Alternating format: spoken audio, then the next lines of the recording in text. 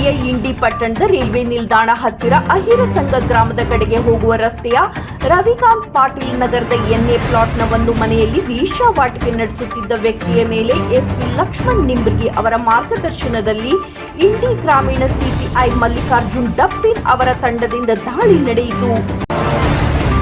ಚಂದ್ರಕಾಂತ್ ಧರ್ಮಣ್ಣ ಕಟಕಡೊಂಡ ಎಂಬಾತ ಮಹಾರಾಷ್ಟ್ರದ ಸೊಲ್ಲಾಪುರದಿಂದ ಅನಿತಾ ಶಿವಾನಂದ್ ಕಾಂಬ್ಳೆ ಎನ್ನುವ ಮಹಿಳೆಯನ್ನ ಕರೆಯಿಸಿ ಇಂಡಿ ಪಟ್ಟಣದ ರೈಲ್ವೆ ಸ್ಟೇಷನ್ ರಸ್ತೆಯ ರವಿಕಾಂತ್ ಪಾಟೀಲ್ ನಗರದಲ್ಲಿ ಒಂದು ಮನೆಯನ್ನ ಬಾಡಿಗೆಗೆ ತೆಗೆದುಕೊಂಡು ವೇಶ್ಯಾವಾಟಿಕೆಯಲ್ಲಿ ತೊಡಗಿಸಿಕೊಂಡಿರುತ್ತಾನೆ.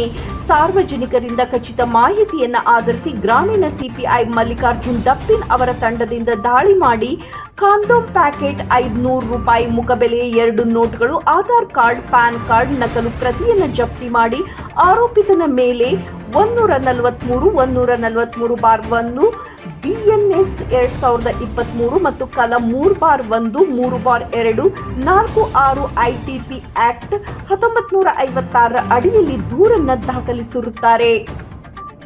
ಈ ಸಂದರ್ಭದಲ್ಲಿ ಇಂಡಿ ಪಟ್ಟಣದ ಗ್ರಾಮೀಣ ಸಿಪಿಐ ಮಲ್ಲಿಕಾರ್ಜುನ್ ಡಬ್ಬಿಂಗ್, ಅಪರಾಧ ವಿಭಾಗ PSI SV Golasangi, ಸಿಬ್ಬಂದಿಗಳಾದ Siddu Walikar, Shivanand Kumbar, MC ಪ್ರಧಾನಿ, ಸಂಗೀತ ಜೇವೂರು, ಗಂಗಾಧರ್ ಜಾಡರ್ ಇದ್ದರು.